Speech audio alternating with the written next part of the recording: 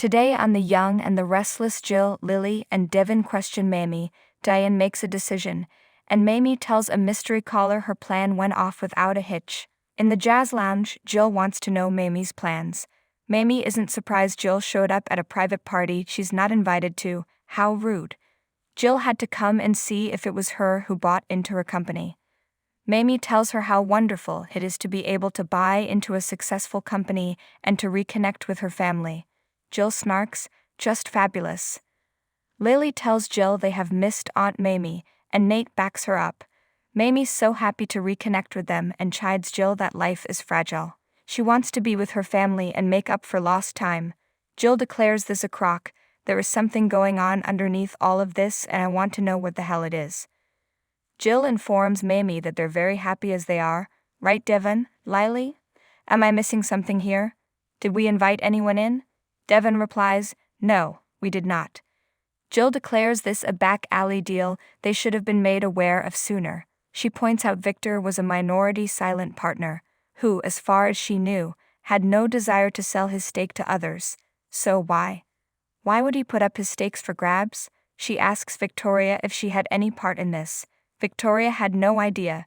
Abby is totally out of the loop as well. Jill asks, so why, Mamie? Why all the secrecy? Mamie insists it wasn't a backroom deal as Jill's suggesting.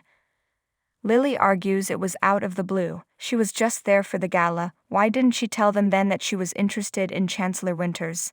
Mamie has missed being a regular part of their lives. Devin points out that she didn't have to invest in the company to spend time with them. Nate thinks it's a loving gesture.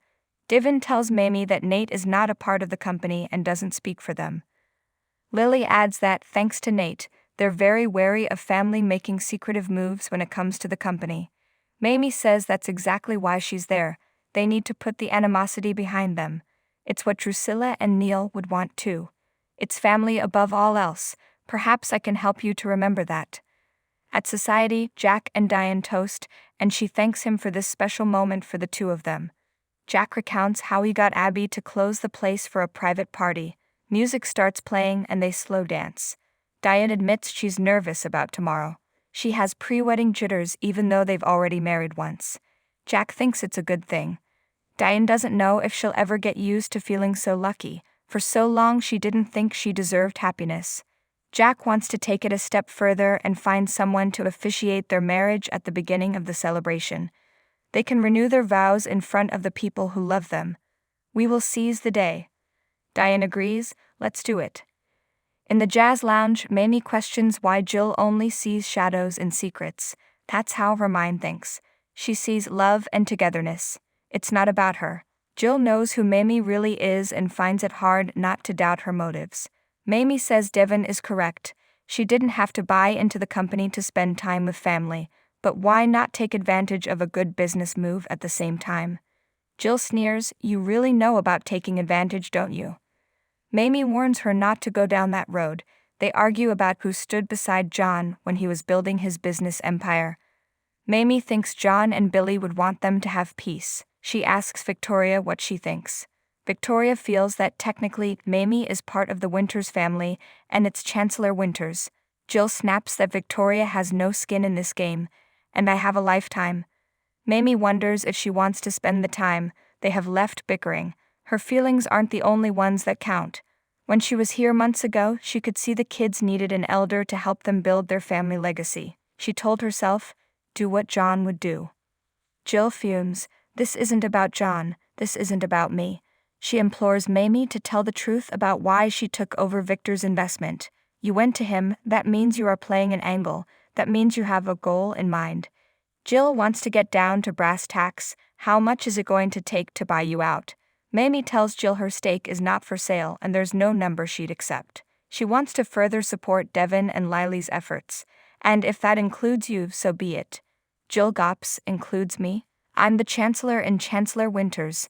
Mamie wants to stop talking business and proposes a toast to family, friend, and togetherness. She tells Jill she's welcome to stay but must stop going on about her intentions. Lily asks her to please stay. Jill chuckles, none of you see what's really going on here, do you? She decides to stay because she has a strong feeling they've only heard part of the story. Mamie shakes her head in exasperation. At society, Jack tells Diane he's arranged a special pre-celebration dinner for them. They sit and Diane toasts to their love and to their family. She asks Jack if he thinks Kyle will stand up with him tomorrow as his best man.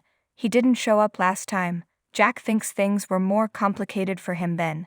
He wonders if Diane is pushing for him to reinstate Kyle at Jabat, and tells her that if he ousts Billy to do so, it would be mending one relationship by destroying another. Diane insists she's not asking Jack to choose between his son and his brother. Jack says Billy is a part of the family legacy as well, and it would be a mistake to cut him loose. Diane argues, Billy has done some questionable things in the past behind your back. Jack defends Billy. Diane knows he's loyal to his brother, but how strong is his loyalty to Jack? Jack reminds her he chose not to cross the line. If he cuts Billy loose right now, there are serious ramifications from the outside world. It appears the C-suite is unstable. This has been good for them as brothers and for Billy and his stability. When he feels isolated and abandoned, he goes to some pretty dark places. Diane smirks. Is he really that fragile? Jack says no, but he doesn't want him believing he's lost faith in him. Diane counters, what about your faith in your son? You know how much your approval means to Kyle. Jack says Jabat has already been through a lot.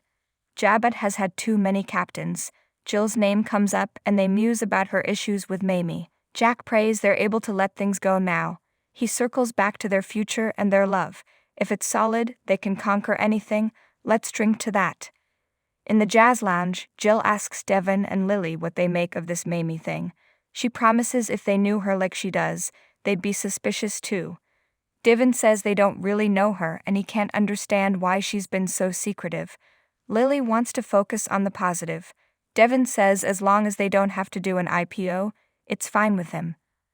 Lily wants to welcome Mamie. Jill repeats that they don't know the history, but will hold her tongue unless Mamie comes for her.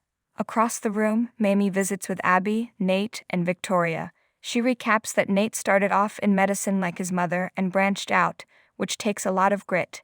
He's not Neil's son, but she sees a lot of him in Nate. Victoria says her father adored Neil, who would be very proud of Nate's success at the company. She steps out to take a call, and Mamie questions Nate about their relationship. Abby excuses herself so they can chat. Mamie asks what happened to Elena. Nate says it didn't work out. Mamie asks why.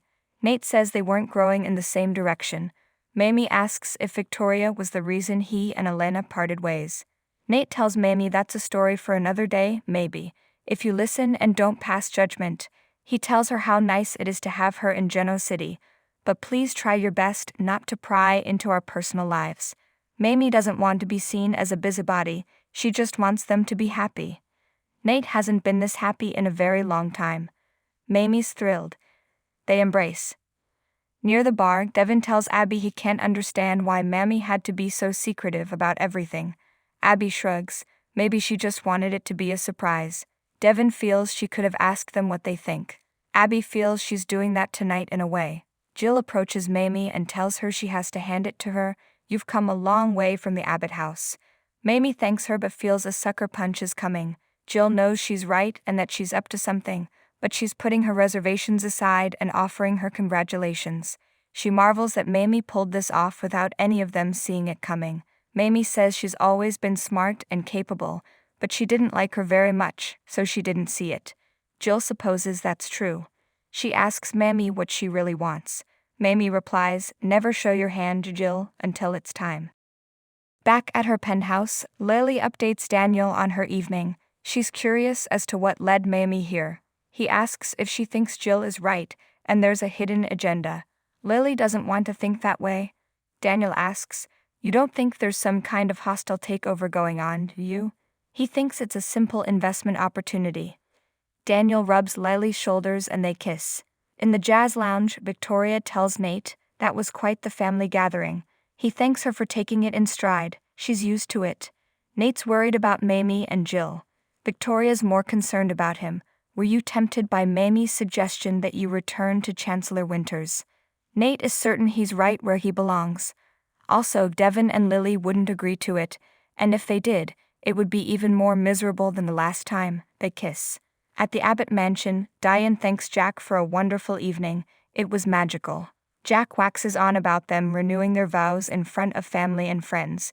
Together we can handle anything. He could never love anyone as much as he loves her right now. They kiss and head up the stairs. Jill arrives at the Chancellor Mansion with Devin and Abby in groans. Oh, what a night. She asks Abby about her mother and asks her to give her her best. She tells Devin she's relieved they've settled in and that the place is in such good hands. Devin tells her that means a lot. They look up at Catherine's portrait. Jill can still hear her voice echoing in the halls. She recalls they had a lot of fights, including one with Cake. Devin asks what's on her mind. Jill admits that seeing Mamie opens up a lot of old wounds. She had a lot of wonderful memories with John, but not so much Mamie. Devin understands her skepticism. She asks for his honest take. Devin says he was surprised, just like she was, and wished Mamie had said something ahead of time. He doesn't know her very well, so maybe she gets a kick out of things like this. Jill muses, how could there not be an ulterior motive with her? She knows there's a surprise behind the surprise. In her suite, Mamie sits down laughing to herself and pours a glass of champagne. Cheers to me and a perfect evening. Her phone rings and she answers, hello? Yeah, I just got back to my suite. It went off without a hitch. They don't have a clue, but they're all curious as hell. Yeah, it just went perfect. She laughs and laughs.